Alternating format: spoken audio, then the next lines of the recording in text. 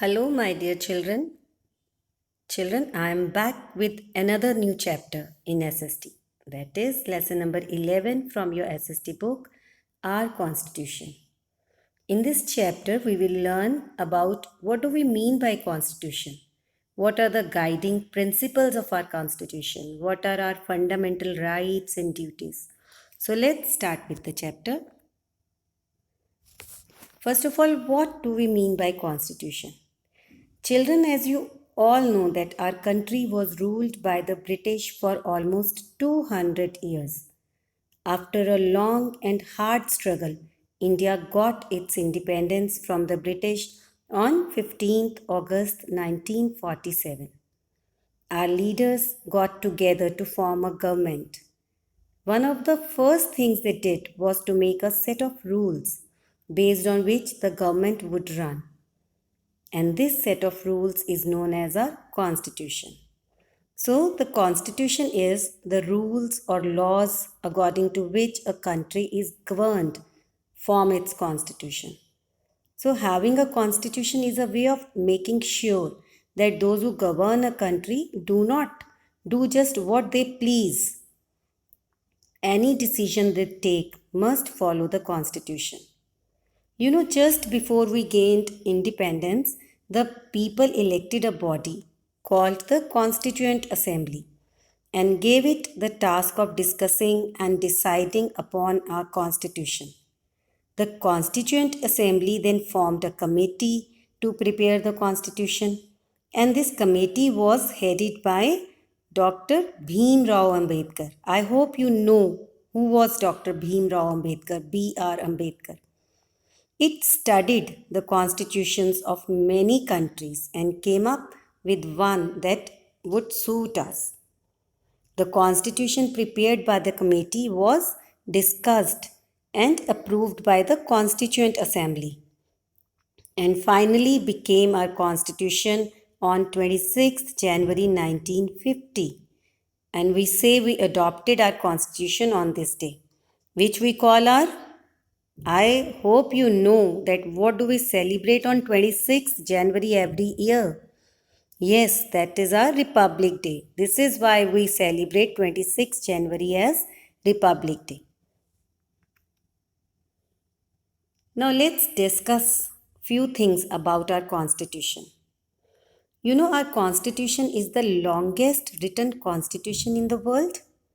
It explains the nature and functions of our government, what rights the people have, and so on. We cannot discuss everything, but let's just discuss a few important things about our constitution. The first is democratic republic. What do we mean by democratic republic? India is a democratic republic country. In a republic, the head of the country is a president, not a king or queen. In a democracy, the leaders elected by the people form the government. In a country, the leaders elected by the people become members of parliament, MPs. The party with the majority means more than half of MPs, forms the government. And the next important point is Indian Union. Children, India is a union of many states. The constitution says that each state will have its own government, and the whole of India or the Indian Union will have the union government. Union government means central government. The constitution specifies the jobs of the central state governments and the union government. Some of the things that state governments look after are like law and order, then state transport, then farming, health centers, hospitals, and so on. And you can say electric supply also. And union government looks after the things that are of importance to the whole country, such as defense, like armed forces, then railways, national highways, and other relations with other countries. So next is secular country. What do we mean by secular country? Ours is a secular country, na? So it means the government does not support any particular religion. All religions are equal in our country. and all religions are given equal importance in our country. Next is liberty and equality. Liberty means freedom. So, liberty and equality are two basic ideas behind many things in our constitution. On the basis of these, our constitution gives some rights. For example, we have the freedom to live and do things in our own way. And all of us are treated equally by the government and the law. And the next is directive principles. A principle is the basic idea behind something. Our constitution asks the government to act and make laws according to certain principles, certain rules. And the principles include ensuring the good of the people, then setting up of panchayats, protecting forest, wildlife, etc.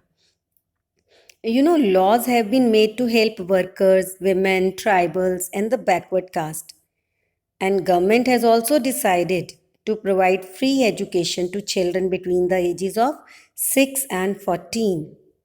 Next, very important thing are fundamental rights. So, some important rights have been given to us, and those rights are known as fundamental rights by the Constitution. No one, not even the government, can take these away from us. If someone tries to, we can go to court. Of course, when people break laws, the courts can take away some of their rights.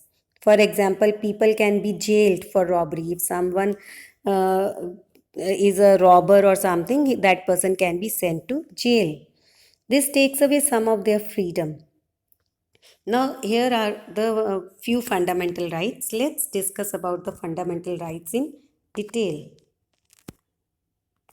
Here are the fundamental rights like right to equality, right to freedom of religion, then cultural and educational rights, right against exploitation, right to constitutional remedies, right to education. So these are the few fundamental rights which are given to each and every Indian by the Constitution. Let's learn about all these rights in detail.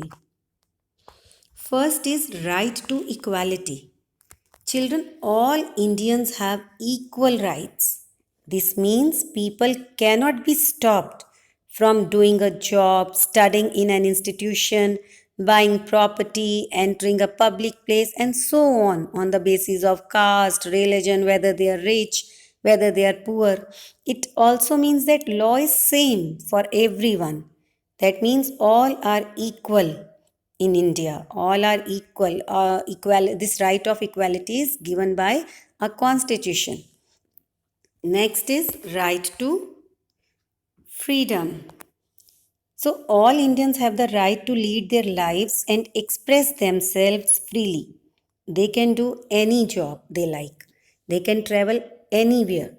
They can stay in any part of the country. They can form groups and associations. They can speak in public. They can write or express themselves in any way they like. However, they cannot do something against the law or something that is harmful to others. They are free to speak, they are free to express themselves, but they cannot go against the law.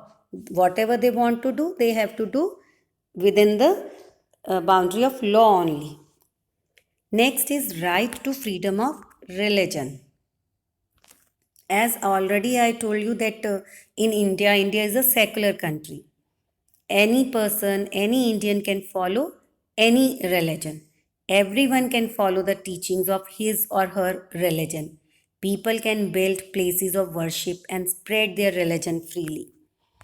So, next fundamental right is cultural and educational rights. All groups of people have the right to keep their language and culture alive. Children, please note that in this slide, the spellings of cultural, please take it as Cultural. Okay, please check the spellings in this slide. Cultural. Let's discuss about cultural and educational rights. All groups of people have the right to keep their language and culture alive. If a group following a particular religion or speaking a particular language is in minority means if it is less than half the total population, it has the right to run schools and colleges even. The next fundamental right is right against exploitation. The constitution, our constitution, protect us from exploitation or from being treated unfairly. Exploitation means to treat somebody unfairly. For example, a person cannot be made to work without pay. Similarly, a child under 14 cannot be made to work in a factory or to do any dangerous work. So, next is right to constitutional remedies. A remedy is a solution. Remedy means to solve something, na? To solve the problem. So, remedy is a solution. Any Indian can go to court to seek a remedy if his or her fundamental right is taken away by anyone, including the government. So he or she can approach the court. Next is right to education. Children between the ages of 6 and 14 have the right to get free education. This right was added in our constitution in 2002 by our parliament. So, children, these are few uh, rights, fundamental rights, which we should know about, that which are our fundamental rights. But remember, duties always come along with rights. So, just as we have rights, we have some duties. Some of the duties are like we must follow the rules laid down by the Constitution. We must honor the national flag and national anthem. We must help to keep our country united. We must defend our country at the time of danger. We must protect our national property. We must protect our environment. We must treat all Indians equal. So, children, remember, duties always come along with the rights. If we have some rights, we also have to do our duty. We should always be loyal to our country. We should try to defend the freedom of our country. We should always treat others as equals and to respect their beliefs. We should try to protect our natural environment. We should always protect the public property, national property. We should believe in and work for the unity of our country. We should respect the Constitution, our national flag, and our national anthem. So, children, these are the fundamental duties and fundamental rights which our Constitution has given. So, here are the fundamental rights. You can go through this slide. Now, children, before I end this chapter, I want to ask you something. Like at home, you expect your parents to look after you. You expect them to provide you with a home, give you food and clothes, and to pay your school fees. These are your rights. But when you have rights, you also have some duties. Like some of your main duties are to respect and help your parents, to pay attention to your studies. So, always respect your parents. If they are doing so many things for you and you feel that these are your rights, then you should always be aware of your duties. Always do your duties honestly and in a loyal way. Always be respectful to your parents. Always love your parents. Always respect your elders. I hope you understood the chapter. Thank you and have a nice day.